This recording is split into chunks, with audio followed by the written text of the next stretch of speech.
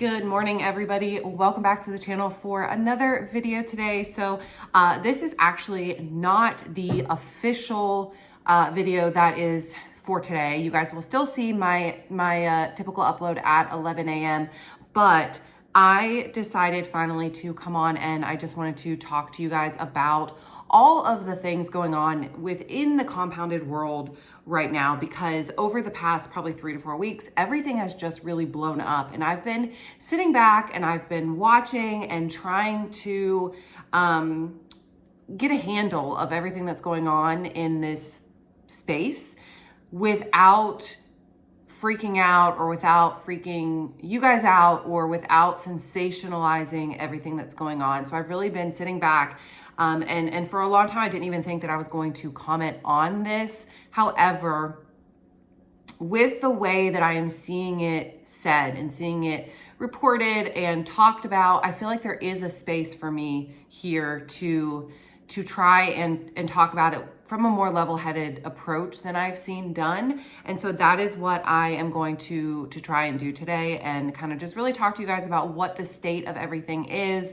and what I think will happen. Obviously, I'm not a lawyer. I don't work for any compounding pharmacies, all of the things, but just based on trends and things that I, can gather from things that have developed and things that have happened. So let's just go ahead and jump into it, because there is a lot to cover. Over the past 3 to 4 weeks, the compounding world, the compounded tirzepatide world, has really blown up. And this is not just affecting those that are on compounded medicines, right? Like, this is also affecting those on brand, because there's just so much that Eli Lilly is tied up with right now, and so many people that are just trying to find their medicine. So March 19th, we all know that was the magic date that 503B pharmacies had to stop compounding their tirzepatide. So that was the last day that they could compound exact copies of tirzepatide, okay? And for the most part, that is what not for the most part, that is what we have seen happen. So most 503Bs are no longer compounding, and they have shifted to selling through stock that they had already had. So that was a little bit unclear in the beginning when the announcement of the date was first made by the FDA. But the language did say you have to stop compounding exact copies on this day. And so therefore, there are a lot of 503Bs that have pre-made, that were compounding at a rate that allowed them to build up a little bit of stock. And so now the shift we have seen is 503As selling through 503B's stock. So let me give you an example of that.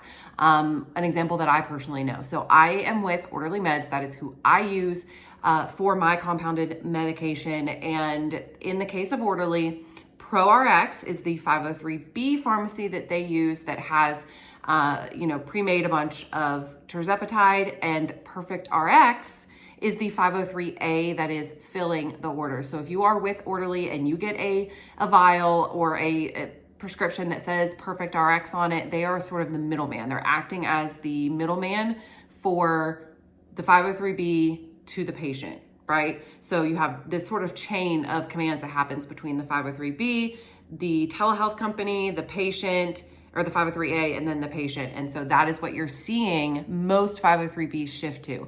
Now, there are a lot of telehealth companies that either are running out of stock or are not selling anymore, just because of all of the legal stuff that's going on, which we're gonna get into. I do know for sure, because I had an affiliate meeting last night with Orderly. I do know for sure that Orderly still has stock of tirzepatide for the starter packs of tirzepatide and the 3 to 5 month bulk ordering. You cannot order 6 to 12 months anymore, but you still can order 3 to 5 months. And the 3 to 5 months all ship at once, whereas the 6 to 12 months would ship 2 months at a time. The 3 to 5 will all ship at once. If you go on and you order 5 months right now, you will get that entire 5 months. I do have a link below that you can check out if you are interested in joining to stock up. I do think that it's a good idea to do some stocking up right now.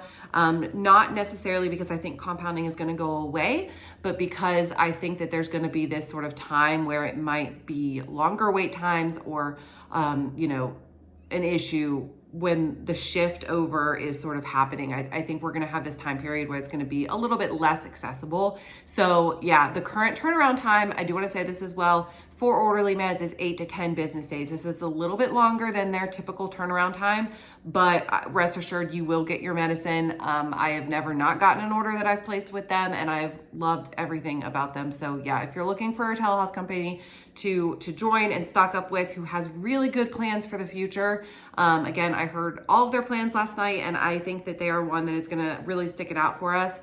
You can check the link in the description box below. But that example, the ProRx, Perfect RX is the 503B made the meds, the 503 is selling them. And that's what we've seen. That's the shift that we've seen just since the 19th. Here we are on April 2nd as I'm filming this video. And there are already some telehealth companies and some pharmacies that have gone through their stock, and therefore they are moving on to other things. So Hallandale, I mentioned this in my video on Monday, but Hallandale sent out an email saying that they are no longer able to offer compounded tirzepatide. Most are assuming that that means that they have gone through their stock rather quickly. The surge in demand for compounded tirzepatide in March was absolutely insane. There were so many people trying to get orders in before that March 19th deadline, and so many people thinking that they weren't going to be able to access it after that point. And again, you still can with, I'm assuming several telehealth companies, but I 100% know for sure with Orderly that you absolutely 100% can still sign up as a new patient and get your medicine. But what Hallandale saw was a lot of people, ordering, and telehealth companies rerouting things. You've got a lot of rerouting going on as well. And so they ran out. And so they are only now offering compounded semaglutide and liraglutide. So that was the first real pharmacy that came out and said, hey, we're out of this. We don't have any more. Okay. Then we started with the whole Mochi dilemma.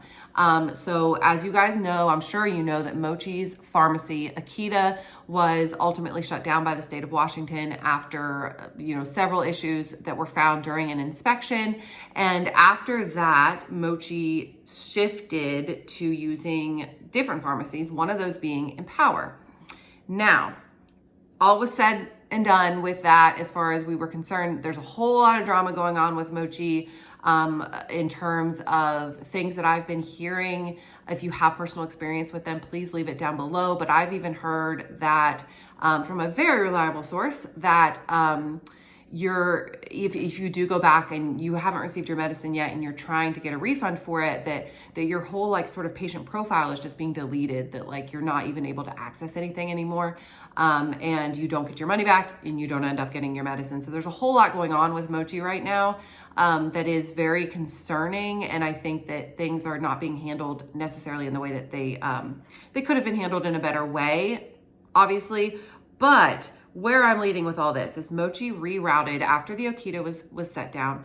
Mochi rerouted a lot of their medicines and their prescriptions to Empower Pharmacy. And then just yesterday, we hear that Empower and Strive Pharmacy, which is another big one, are both being sued by Eli Lilly. Now, this is not just a cease and desist letter, a warning telling them to stop, which is essentially what a cease and desist is. That's not what this is. They have literally filed legal action against Empower and Strive. And so I think that this is the first of a lot of lawsuits that we are going to be seeing. Eli Lilly has also said that they are going to be issuing a lot of cease and desist letters to different telehealth companies, different pharmacies. Even in the influencer space, they say that you're going to have to get very creative in what wording you use and what terms you use. If you use a branded name like Mounjaro or Zepbound, and your video is not about that or whatever. I've seen lots of stuff going around. There was even a creator who was issued copyright strikes for using the branded Eli Lilly terms. And so there's a whole lot. Eli Lilly is coming after everybody. Let's just put it that way. And one thing that this says about them is something I've been saying for a long time. Look how shiny I am from my skincare. But something I've been saying for a long time is the greed that is within this company and that is within this culture in America. I am appalled at what I am seeing in the space of weight loss and GLP-1 use in America compared to what is being done and what is being seen in other countries. The whole PBM issue, well, Eli Lilly is offering it direct, Novo Nordisk is offering it direct, bypassing insurance company, and we are still paying $500 a month, whereas in several other countries, most other countries, they're paying, a third to less than a third of what we are in America. And so if the PBMs really are the issue, why are they charging so much here in America? And so I think that the culture of greed and the culture to capitalize on the weight loss space is so prominent in America that it is becoming easy for these companies to essentially take advantage and to be greedy. However, I think that we are starting to see this shift, or that we've been seeing this shift of people speaking out against it. And do I think that Eli Lilly and the other pharma giants are going to come after those speaking against it? Yeah, I do. But I also think that we have a right, and I think that it's really important to know what your rights are in this space. There's so much like fair use of content and of things that if you are aware of these things, you can really protect yourself while speaking out against the injustices that are within this system right now. That was a bit of a tangent that I got off on, but just know that you have a voice and that you're able to use your voice in a way that is not against the law, or is that illegal, and that if you use your voice in the correct way, they won't hold a candle against you in the court of law, even if they might try to. So I think that that's really important to note. There's a lot of stuff going around, like creators need to be careful. Creators need to not say this and not say that.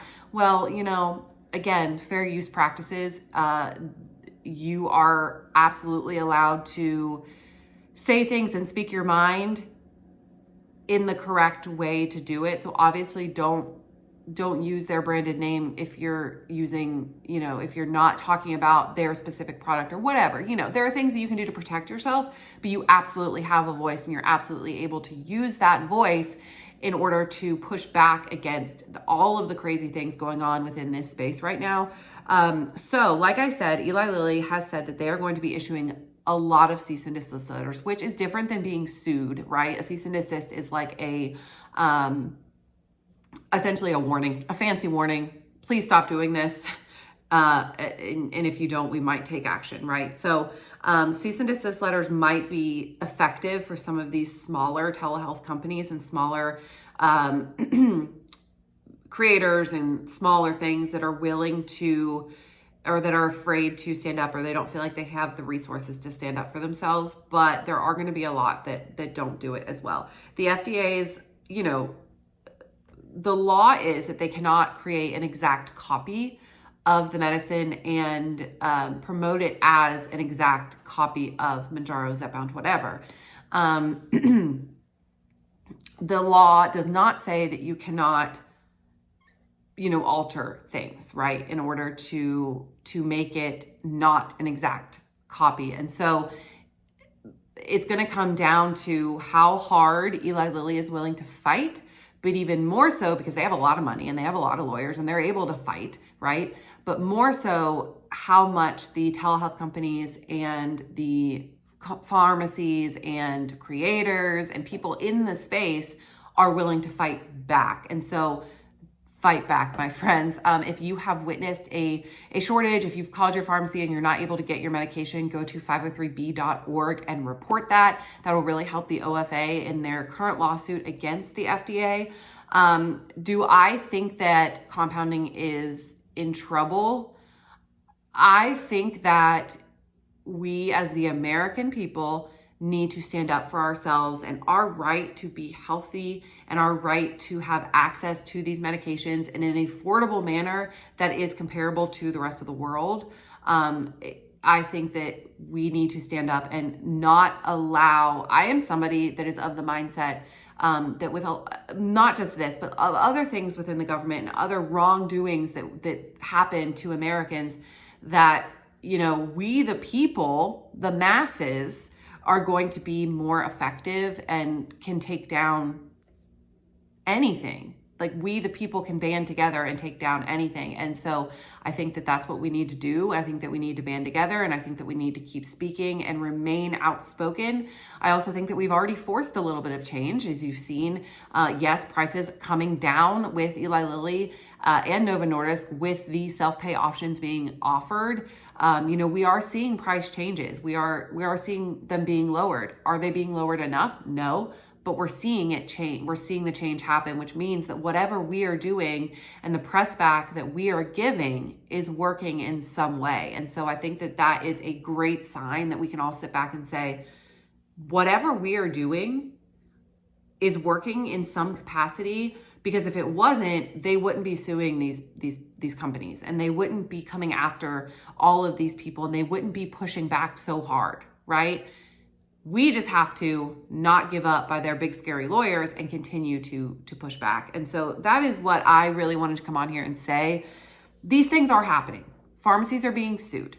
Telehealth companies are shutting down.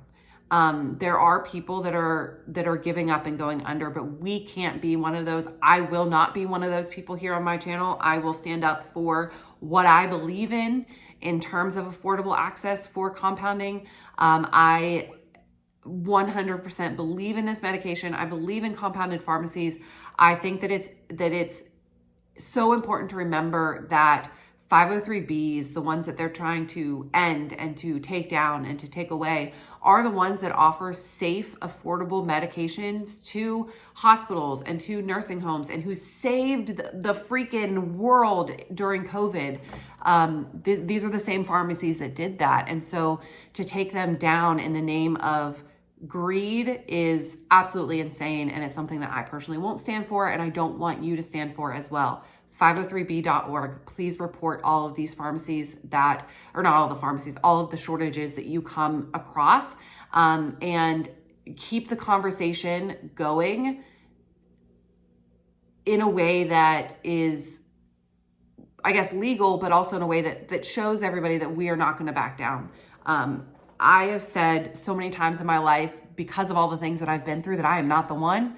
And I am not the one to mess with in many of a situation. And if it's something that I am passionate about and something that I believe in, I'm not the one, I promise. So I'm not going anywhere. I will continue to fight. And there are so many other creators like Allie and Dave and the Downsized that are also coming to bat and are not going to give up. And so let's all support each other and keep this journey going, because this ain't over yet, y'all. I promise you it's not over. There's a lot happening, but it's not over. So yeah, there's my little update on all of that. There is my official speaking on everything that is going on. I have not been ignoring everything that is happening. And there's plenty of subscribers and people that I chat with that can vouch for that. I've been watching and I've been seeing, but I wanted to speak in a level-headed manner. And so I've waited to do it until now. So thank you guys so much for watching. Please come back at 11 o'clock today for a high protein, what I eat in a day, and a little haul and a really good high protein lunch recipe. I got a lot going on today in that video, so come back for that one too. And I will see you guys in the next one at 11, and then tomorrow as well. So tomorrow we're going to be talking about how long it took me to lose 100 pounds and a detailed account of that. So stay tuned for that one as well. Thank you guys so much for watching today's video. Again, I'm not editing this video, so you see what you see. And yeah, thanks for watching, and I will see you guys in the next one. Bye guys.